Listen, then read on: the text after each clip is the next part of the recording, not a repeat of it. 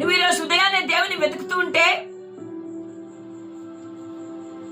నువ్వు జాగ్రత్తగా దేవుని వెతికినట్టయితే నువ్వు కనుగొంటావు. ఎప్పుడైతే నువ్వు దేవుని వెతికాయని కనుగొంటావో ఆయన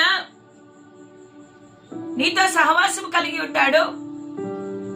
నీవు ఆయన మార్గంలో నడుస్తావు. నువ్వు చేసే ప్రతి పనిలో, ప్రయత్నంలో దేవుడు నీకు తోడుగా ఉండి నడిపిస్తాడు. ఉదయకాలమున ఉదయాన్నే లేచి నువ్వు ఏ స్వరమును వింటూ ఉన్నావు? ఏ స్వరమును వింటావు?